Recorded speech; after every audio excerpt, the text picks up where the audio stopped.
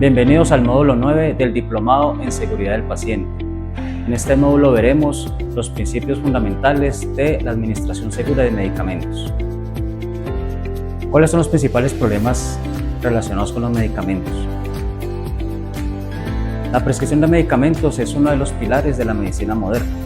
Es algo que hacemos todos los días, ya sea en el ámbito ambulatorio, intrahospitalario o de urgencias.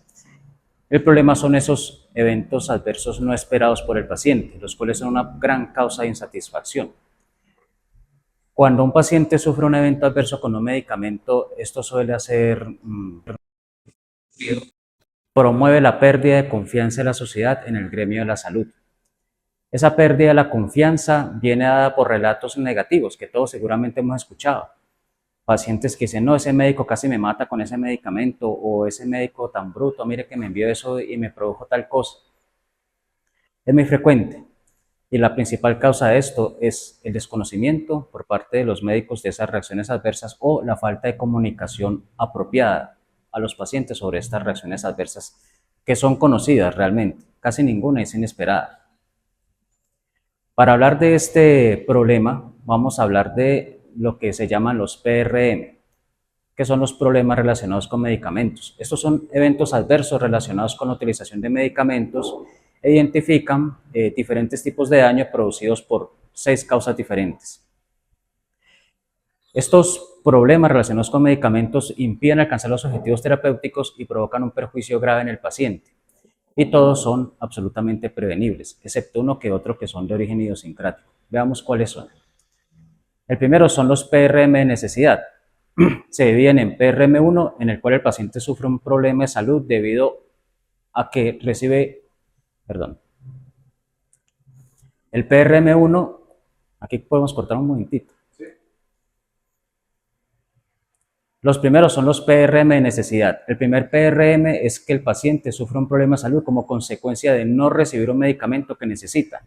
Esto puede ocurrir porque el medicamento no esté disponible, como ocurre en estos años en Colombia, o que la dispensación por un error no se realice, que se le olvide dispensar ese medicamento y no verifiquen, o porque el médico olvidó prescribirlo, o porque no se administra por un olvido o un lapsus, o porque el medicamento se pierde.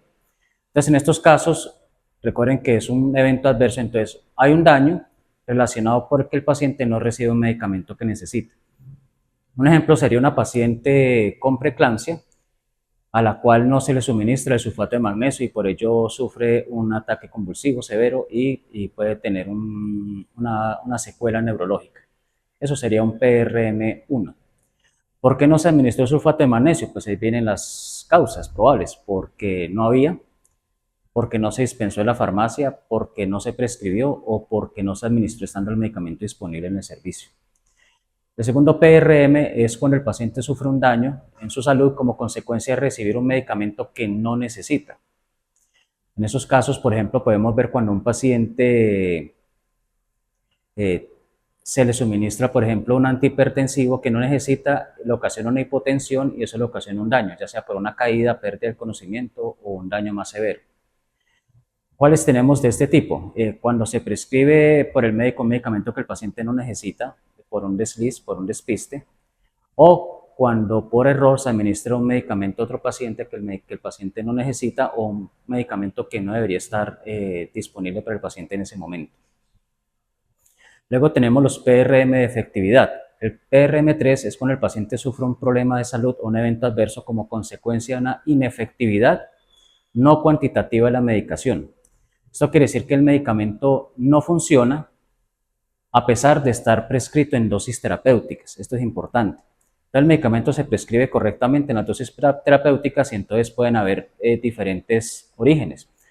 Puede haber una interacción en la cual otro medicamento prescrito disminuye la biodisponibilidad del primero y causa la inefectividad, o porque realmente ese medicamento no era el más efectivo para esa situación que presentaba el paciente, o por fallos de calidad en la presentación del medicamento, que son lo que llamamos los fallos terapéuticos.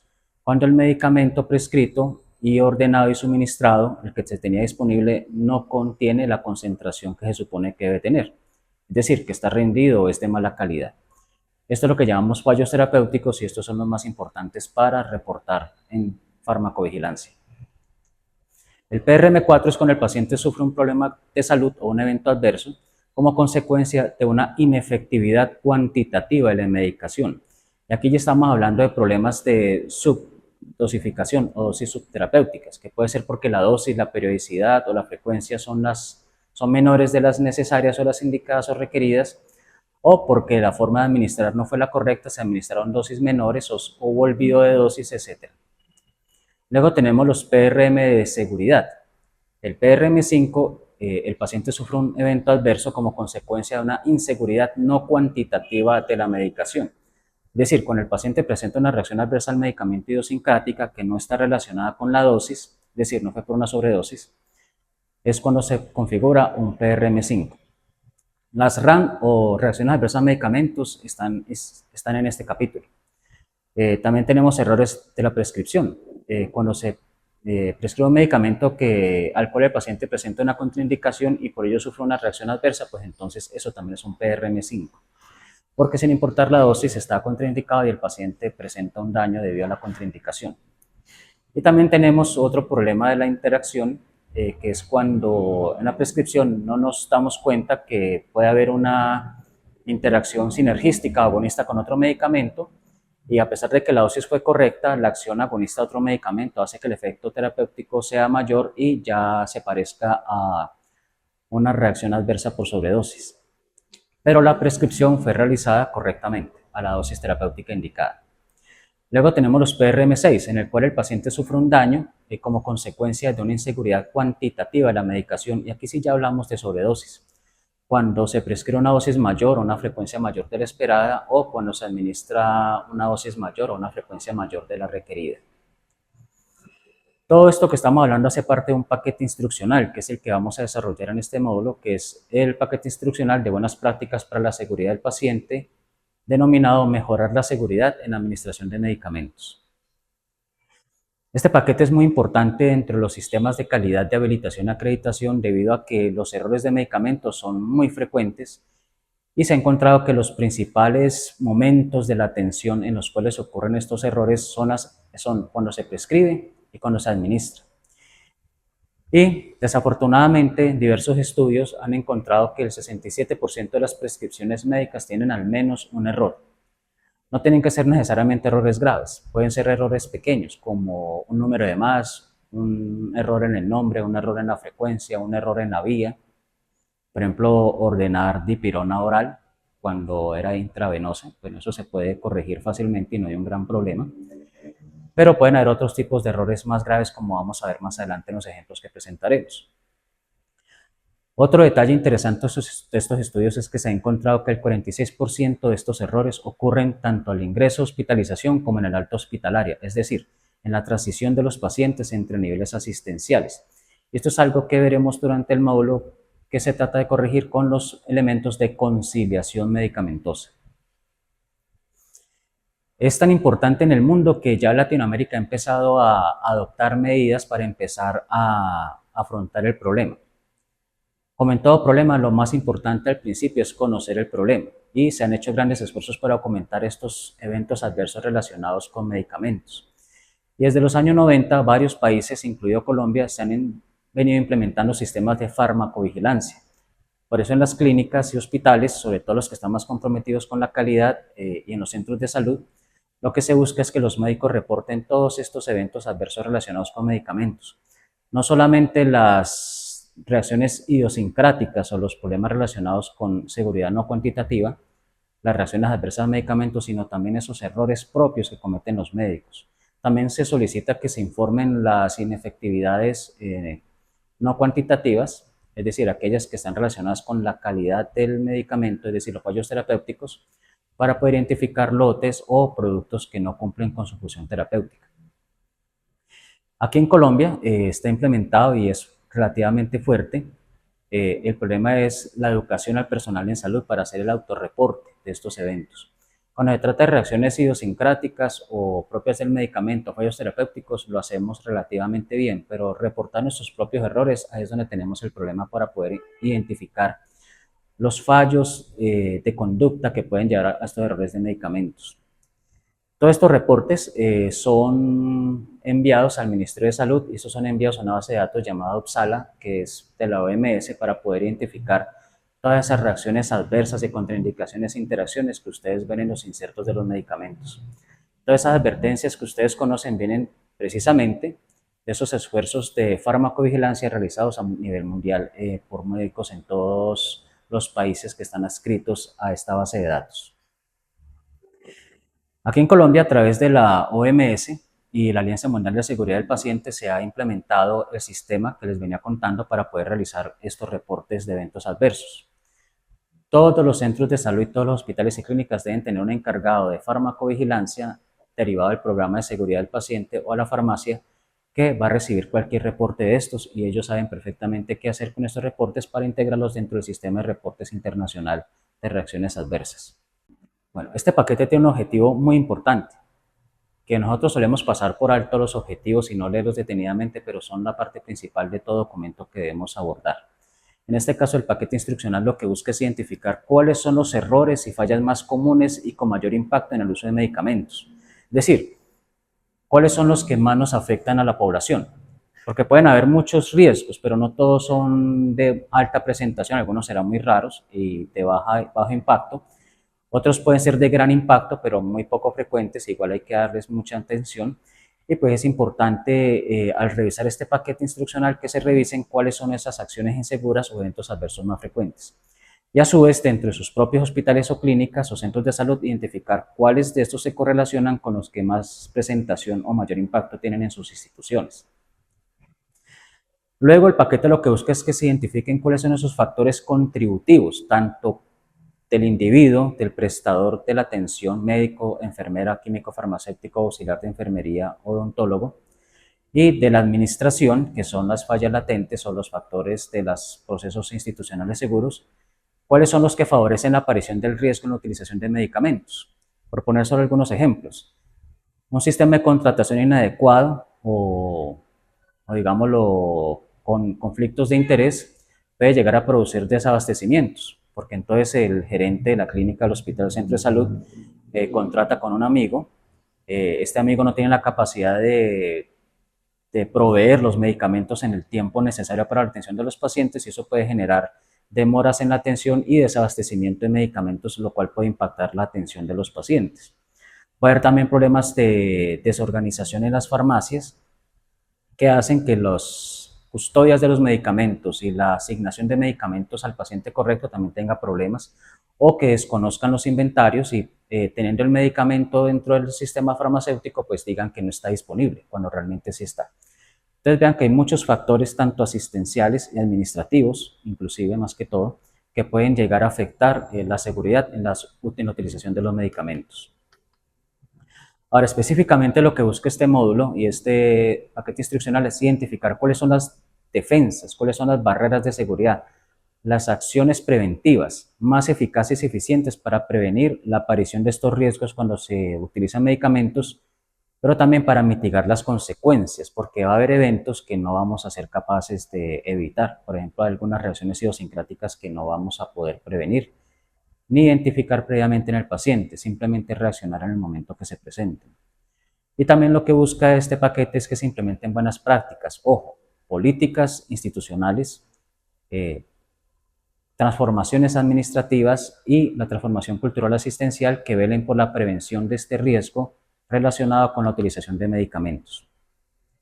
Estos son ejemplos de barreras de seguridad o medidas preventivas que tenemos en algunas instituciones. Arriba a la izquierda tenemos, por ejemplo, van a ver que esos medicamentos están asignados por paciente, aquí están fuera del cajetín, pero normalmente están dentro de su cajetín con el nombre del paciente, pero además cada unidad farmacéutica está marcada con el nombre del paciente. Ustedes pueden ver que las enfermeras le ponen el número de cama, porque pues ustedes saben que la costumbre es identificar al paciente por el número de cama, pero están instruidas para que verifiquen con la manilla de identificación del paciente y con el cabecero de identificación y con el dato que está impreso en la unidad farmacéutica, verificar que es el medicamento correcto para el paciente correcto. Arriba a la derecha tienen ejemplos de barreras de seguridad que implementan las propias farmacéuticas para prevenir la confusión en unidades farmacéuticas. Por ejemplo, ustedes van a ver cómo para evitar la confusión entre presentaciones del mismo medicamento le cambian el color a la etiqueta y para evitar confusión en el nombre del medicamento, en los medicamentos LASA colocan las primeras 4 o 5 letras en mayúscula y más grandes que el resto de las letras del nombre para que la gente identifique que este es un medicamento que tiene un nombre parecido. Pongamos un ejemplo de propofol con propanolol. Alguien podría confundirse y a veces las farmacéuticas lo que hacen es cambiar el color del propofol con el de propanolol para evitar confusiones. O, por ejemplo, la dexmetomidina, que es un anestésico, un sedante muy potente. Para no confundirlo con la dexametasona, pues también se le hacen variaciones en el nombre y en la presentación de color para poder diferenciarlos uno con otro. Eso lo hacen las farmacéuticas, pues que tengan una mayor interés en prevenir los errores relacionados con estas confusiones. Por ejemplo, abajo a la derecha van a ver, por ejemplo, cómo diferencian dos presentaciones de adrenalina. Uno le ponen efedrina, el otro le ponen adrenalina, que es un nombre parecido y se puede confundir. Ven que tiene el nombre marcado con una etiqueta de diferente color de la otra y con eso pues se evita la confusión o se previene o se mitiga al menos. No siempre es posible. Y abajo a la izquierda ustedes van a ver otra medida de seguridad que se implementó, por ejemplo, en un hospital en el cual, para evitar que la enfermera transcriba la orden médica a mano en el CARDES para la administración del medicamento, este hospital lo que hizo fue que la información de la prescripción se trasladara íntegramente al CARDES impreso para evitar errores humanos o introducir el factor humano de error dentro de la transcripción de la fórmula médica. Esos son ejemplos que muchas instituciones o laboratorios toman para poder reducir la probabilidad de cometer errores en la administración de medicamentos. Recordemos que mientras más barreras de seguridad hayan redundantes, menor posibilidad hay de que el error humano, que es algo natural, como lo vimos en un módulo anterior, que este error humano que es esperable que ocurra en algún momento durante muchas atenciones, pues llega hasta el paciente. Entonces vemos cómo a mayor cantidad de barreras de seguridad, muchos errores van a quedar bloqueados. Pero los eventos adversos ocurren, como ven en la parte de la derecha, cuando todas las barreras fallan y la acción insegura, el error traspasa todas y llega hasta el paciente. Aquí es cuando se configura un evento adverso. El ejemplo anterior es cuando se configura un incidente, pero eso lo veremos mejor en otro módulo. Bueno, entonces, dentro del esquema del protocolo de Londres del paquete instruccional tenemos la primera acción insegura que se analiza en el paquete. No las veremos todas en este video, las veremos la mayoría dentro del módulo como tal, en los documentos escritos, pero para un ejemplo de cómo se estudia este paquete, vamos a ver que el primero es administrar una administración errónea de un medicamento por denominación o apariencia común de medicamentos, es decir, administrar un medicamento equivocado por causa de que el medicamento tiene una apariencia similar. Esos son los medicamentos LASA o por el nombre. Veamos ejemplos históricos. Por ejemplo, arriba a la izquierda van a ver dos presentaciones de cromoglicato de sodio, solo que uno es oftálmico y el otro es nasal. Ustedes pueden ver, ignoren la etiqueta amarilla que es de seguridad, pero van a ver que los frascos son exactamente iguales.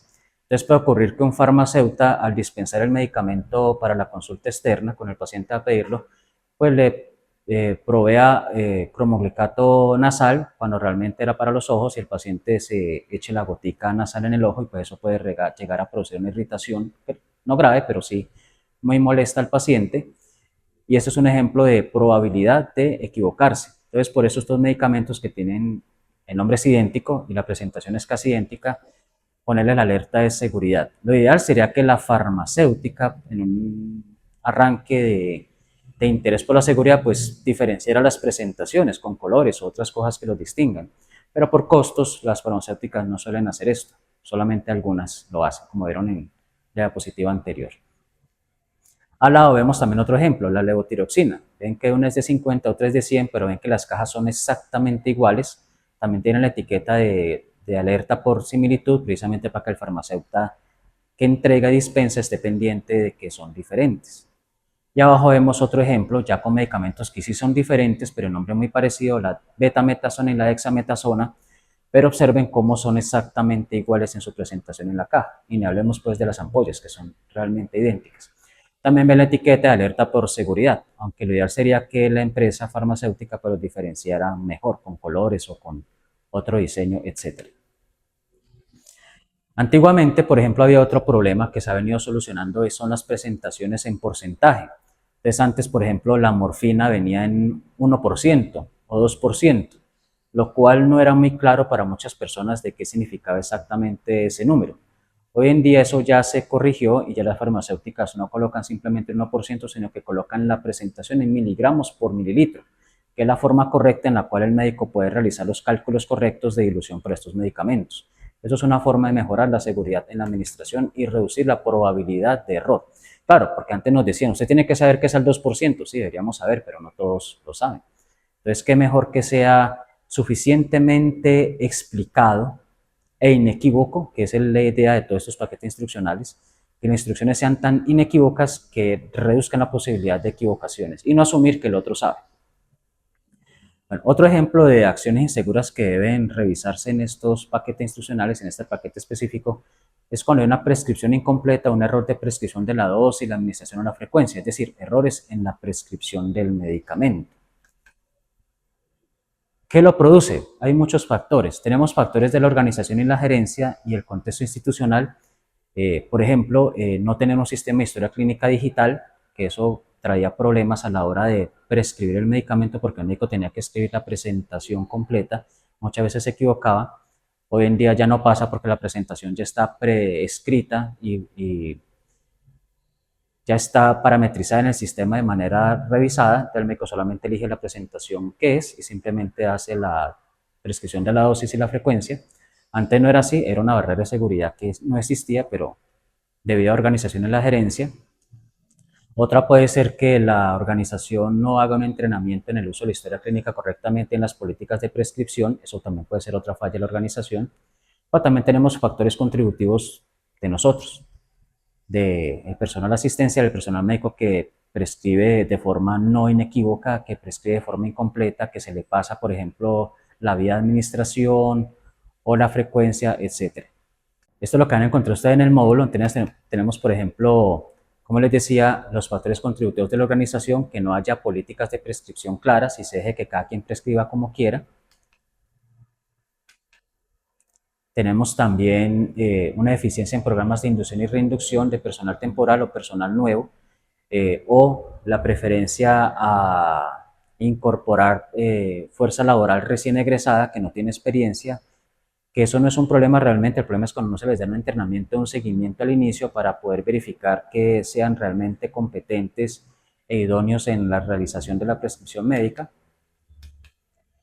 Tenemos también otro problema, que es la disponibilidad insuficiente del personal. Entonces, el turno está lleno, el servicio de urgencia está teteado de pacientes y pues claro, el personal tiene que trabajar muy rápido para tener más pacientes y ese aumento de la velocidad viene implícito también muchas veces una disminución en la atención que se pone en los pasos adecuados para realizar una prescripción adecuada. Entonces, si el hospital mantiene o la clínica mantiene menos personal que el que se requiere, pues va a presentarse errores en la administración de medicamentos. Por ejemplo, en un hospital que yo he trabajado y sé que a ustedes les ha pasado lo mismo, se tenía un médico para 40 pacientes en un turno de 12 horas. Eso no daba sino para dedicarle 20 minutos a pacientes sin salir a comer ni a ir al baño ni nada.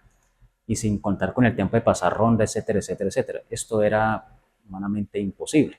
¿Qué se hacía? Copiar y pegar la formulación, hacerla a toda carrera, porque no había de otra, si se quería alcanzar la prescripción en un tiempo rápido. Y sobre todo estas instituciones también pedía que la prescripción estuviera antes de la 1 de la tarde, 2 de la tarde. Entonces esto no daba 8 horas para hacer la prescripción y la ronda, sino daba menos tiempo.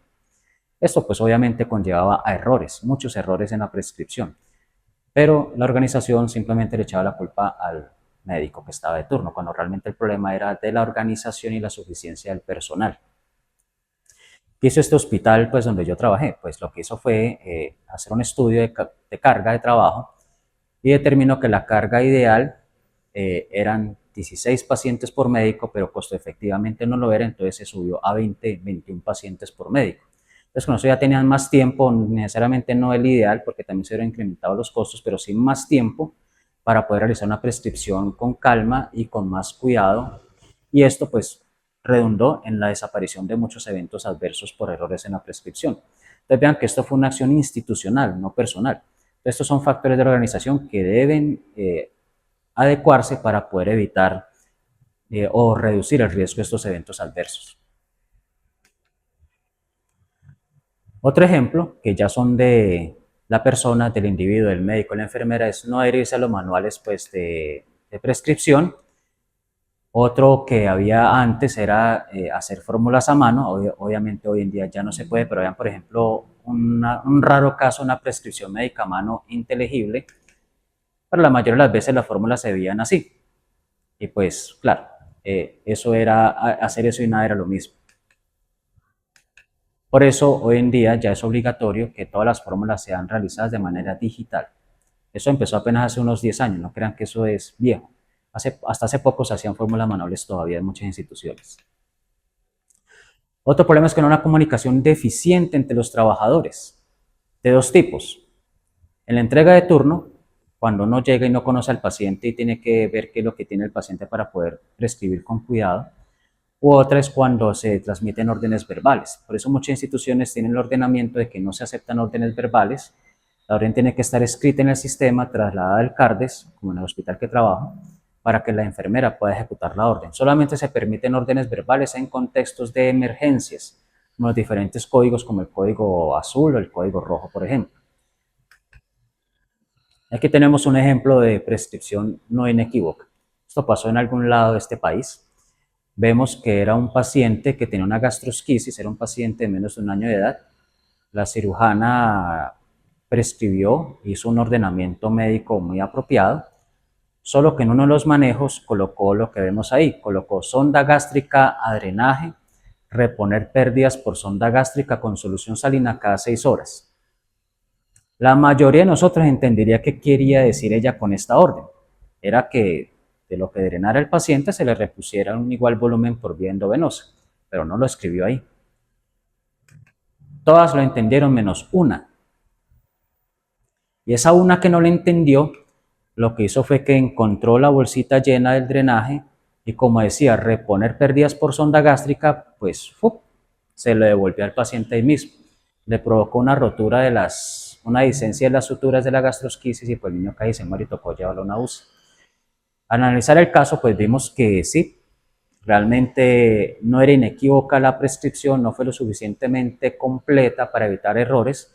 La cirujana se defendió diciendo que cualquiera lo entendería, pero le tuvimos que explicar que uno no podía asumir que todos lo iban a entender, que en seguridad del paciente se debe ser redundante, suficiente y completo para poder reducir la probabilidad de un error. Y el plan de mejora que ya se implementó después de esto fue que enfermería primero no aceptara órdenes que fueran inequívocas, es decir, que la devolvieran.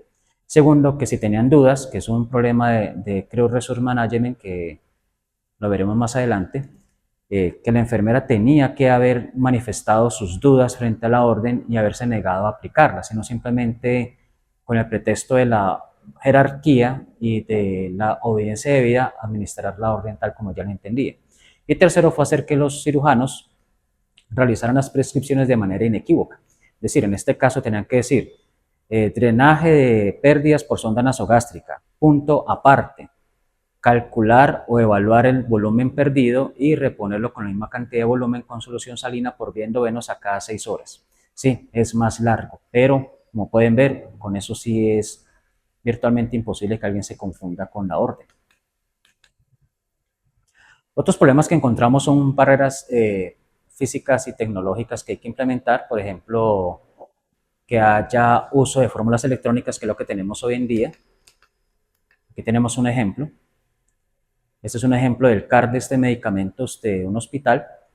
Todo lo que ustedes ven ahí no es escrito por la enfermera, es transcrito por el sistema directamente del sistema de prescripción del médico, es decir, no hay transcripciones. Claro, se elimina el error humano de la enfermera, pero aún persiste el error humano del médico si prescribe equivocadamente, pero al menos se elimina uno de los factores de error dentro de la ecuación de la administración de medicamentos. Tenemos también que debería existir un sistema de alertas dentro del sistema. Eso sí depende de qué clase de sistema se tenga. Hay sistemas muy avanzados con inteligencia artificial que detecta interacciones, no todos lo tenemos. Hay sistemas que detectan cuando hay duplicidades de medicamentos, que pueden existir, etcétera. Pero eso depende ya de la tecnología. Pero hay otros que pues son más simples.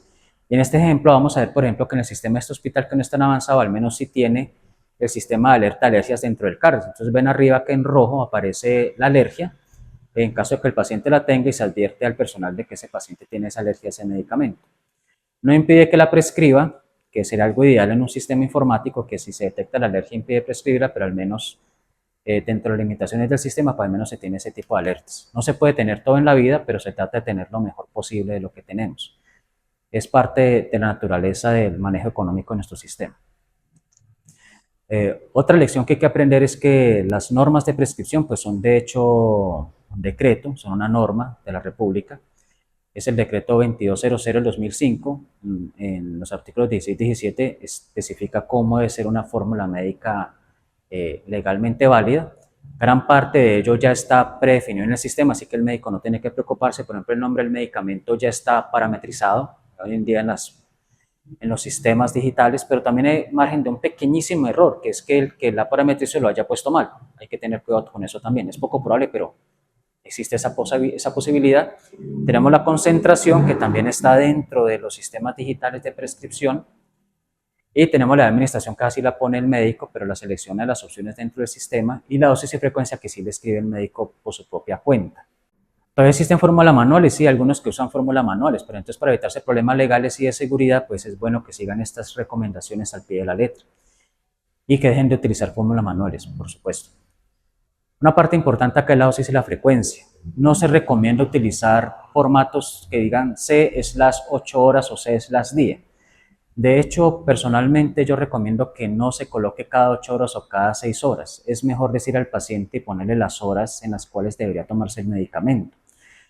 Por ejemplo, si es cada 6 horas, indicar al paciente que la tome, escribir en la fórmula, tomar una cápsula, una tableta a las 6 de la mañana, a las 12 del mediodía, a las 6 de la tarde, a las 11, 12 de la noche, para que el paciente no tenga horarios raros que no pueda cumplir y así se mejora la adherencia terapéutica.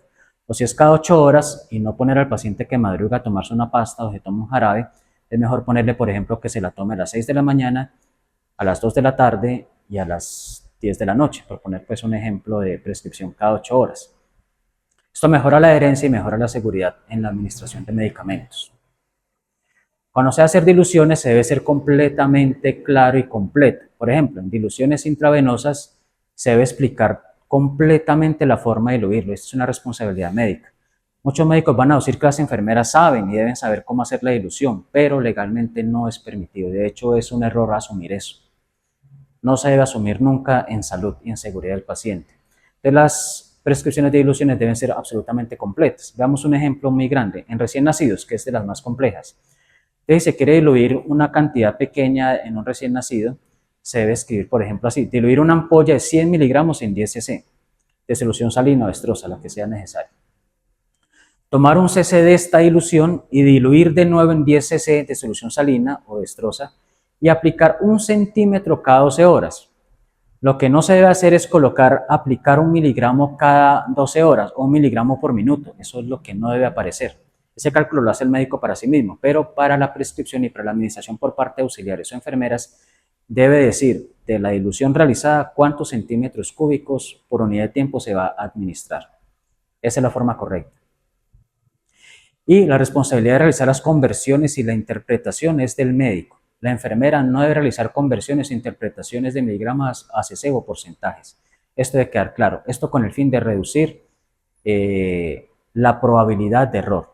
Eso puede herir el amor propio de enfermeras o de médicos, lo sé, pero en seguridad del paciente, recuerden, no se asume, porque el exceso de confianza es la principal causa de lesiones o de muerte en nuestro sistema de salud. No lo olviden.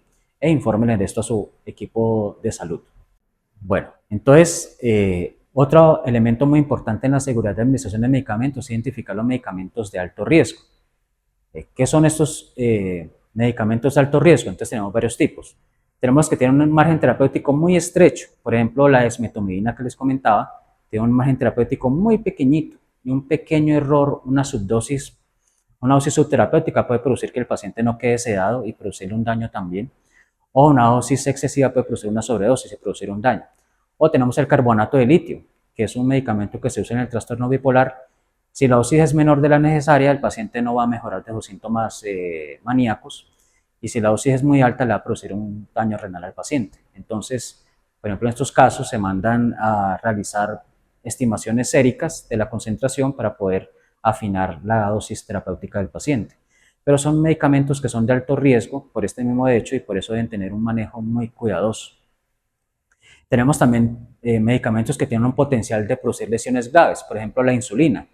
Van a decir, pero la insulina se usa mucho, sí, y la usa mucha gente, es muy necesaria, pero una dosis equivocada de insulina puede producir, bueno, lo más peligroso que puede producir es una hipoglicemia severa y pues un coma hipoglicémico y la muerte del paciente. Hay otros medicamentos que pueden ser muy peligrosos a dosis muy altas, por ejemplo la digoxina puede producir arritmias cardíacas si se da en una dosis muy elevada, o no producir el efecto terapéutico si la dosis es muy baja. Entonces es muy importante identificarlos como de alto riesgo. Hay otros que tienen una gran variabilidad farmacocinética, por ejemplo, eh, tenemos la warfarina, que farmacocinéticamente es muy variable y por factores de la biodisponibilidad o el metabolismo del paciente pueden llegar a producir concentraciones altas y producir hematomas en el paciente, igual que las enoxaparinas, etcétera. Entonces, estos medicamentos son de riesgo y requieren un seguimiento muy cuidadoso por parte del médico. ¿Cuál es la responsabilidad del personal médico en estos casos? Primero, ser competente en el uso racional de medicamentos, incluidos los antibióticos. Identificar qué medicamentos son de alto riesgo para poder tener una mayor atención al momento de prescribirlos y en su seguimiento. Otro es conocer la farmacocinética de todos estos medicamentos. No podemos caer en el problema de que los médicos seamos personas que administramos tratamientos a personas que no conocemos, de medicamentos que no sabemos cómo funcionan para producir efectos que ni nos imaginamos en los pacientes. El médico debe conocer exactamente a su paciente, qué es lo que necesita, qué hace el medicamento y qué efecto va a producir en su paciente, tanto beneficioso como las probabilidades en porcentaje de reacciones adversas que pueda presentar el paciente o de interacciones medicamentosas. Y por último, realizar el seguimiento de sus pacientes a los que suministran esos medicamentos que presenten algún riesgo. ¿Cómo lo podemos hacer? Es fácil. Hay muchas herramientas hoy en día comparado con antes. Tenemos en español iDoctus, que lo tenemos en la pantalla, que explica rápidamente, en un momentito puede ver cuáles son la farmacocinética, las indicaciones, la posología, incluso traen calculadoras para calcular dosis en niños para poder usted realizar una prescripción más precisa. Hay páginas en internet como Mecum, que también tienen esta información, es muy completa, y tienen aplicaciones en inglés como Medscape, que es muy completa también para realizar una prescripción más segura del paciente. Aquí tenemos un ejemplo de iDoctus donde especifica cuáles son los porcentajes de probabilidad de reacciones adversas a ciertos medicamentos. Entonces, van a ver aquí, por ejemplo, que tenemos reacciones adversas que van del 1 al 10%, hipotensión, palpitaciones, dolor torácico, y hay otras más raras que son del menos del 1%, etc. Clave para ser seguros en la administración de medicamentos. 1, conocer al paciente, como les decía. 2, identificar cuáles son los factores de riesgo de estos medicamentos que usted está prescribiendo. 3, hacer la conciliación medicamentosa. Eso lo veremos en el módulo como tal. La conciliación medicamentosa es que usted tiene un paciente nuevo, no conoce, usted debe hacer una averiguación exhaustiva de los medicamentos que está tomando el paciente en este momento. Ver cómo se relacionan con los que usted va a formular para evitar duplicidades, interacciones o suspender medicamentos que ya no necesita el paciente. Esto se debe hacer tanto al ingreso a hospitalización, cuando el paciente egresa de hospitalización, pero también en la consulta externa cuando usted recibe un paciente que no conocía previamente. Esto es lo que antes conocíamos simplemente como verificación de los antecedentes farmacológicos, pero no es simplemente saber qué tomaba, es su relación con la prescripción que usted le va a hacer en ese momento. Luego tenemos que evaluar las posibles contraindicaciones, que para eso tenemos las herramientas que les mostré informáticas, y formular de manera entendible para el paciente. De hecho, hay instituciones que han ido tan lejos como en el ejemplo que ven abajo a la derecha, ven el metrotexato, que es un medicamento de alto riesgo, y vean cómo le explican al paciente de forma muy sencillita, cada cuánto se lo toma, le muestran cómo se va a ver la pasta, cómo se le debe tomar, para evitar errores. Y a la izquierda ven un ejemplo de un identificador de paciente en el hospital donde trabajo que muestran las alergias. Entonces, por ejemplo, aquí se ve que está impreso la alergia a la dipirona y es porque el médico al realizar la conciliación identificó la alergia, la registra en el sistema y el sistema automáticamente la traslada a este identificador del paciente para que la enfermera pues lo visualice cuando va a atender al paciente. Estas son medidas de seguridad, las barreras de seguridad para reducir la probabilidad de errores que les comentaba al principio. Bueno, los mayores riesgos, como les decía, están en la transición. Para eso tenemos la conciliación medicamentosa. ¿Qué problema existe en la transición? Hablemos, por ejemplo, de la transición a la alta hospitalaria.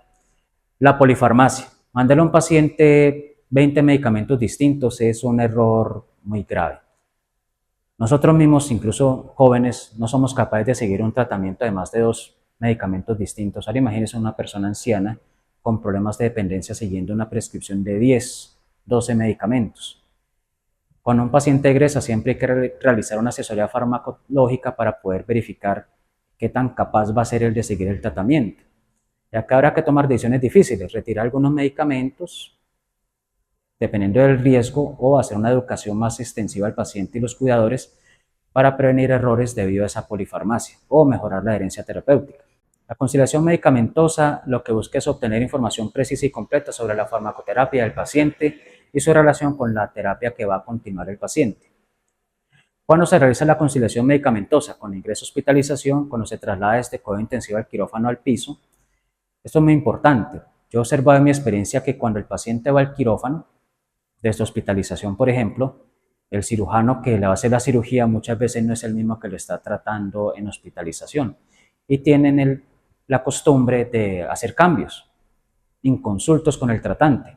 Entonces el paciente queda con 2 formulaciones distintas, la del tratante y la del cirujano en el quirófano. Entonces es muy importante cuando el paciente regresa del quirófano verificar qué cambios se le hicieron para poder realizar una única prescripción, evitarse problemas de duplicidad o de suspensión de medicamentos que el paciente necesitaba. Otro momento para la conciliación es el egreso del hospital, para ver el paciente qué estaba tomando, qué va a tomar en adelante, informarle que eso que venía tomando ya no lo va a seguir tomando o sí lo va a seguir tomando y entregarle un documento para el médico de la atención primaria al que le hace la consulta externa para que sepa qué cambios se le hicieron en el manejo que venía llevando el paciente ambulatoriamente y que el hospital, en la hospitalización, pues se le realizaron cambios y que no haga o valore esos cambios que se realizaron. Y también cuando se hacen remisiones, pues también se va a hacer un procedimiento de conciliación medicamentosa desde que el paciente egrese. ¿Cómo se realiza el proceso de conciliación? Primero hay que revisar el historial clínico, es decir, las patologías del paciente. Entrevistar al paciente, una conversación amable, amigable y profunda al paciente, los acudientes, para conocer qué medicamento estaba tomando el paciente. Evaluar las reacciones adversas y las alergias que presentaba el paciente, que también tiene que ir dentro del proceso de conciliación. Y evaluación de qué medicamentos va a añadir al manejo previo que ya está identificado, cuáles de ese manejo previo va a suspender o cuáles va a cambiar, y identificar qué es lo que hace. Si el medicamento se suspende, si lo cambió, por cuál lo cambió o cuál va a añadir. Todos esos cambios deben quedar registrados en la historia clínica y justificados también. Uno no cambia un medicamento porque sí, tiene que explicar por qué razón realiza el cambio. Muchas gracias por su atención y esperamos que todas estas recomendaciones les sirvan para su proyecto de vida, para su formación profesional y para implementar en su institución de salud. Los dejamos pues con el resto del módulo, los recursos documentales donde ampliamos mucho más esta información y nos veremos en el siguiente módulo.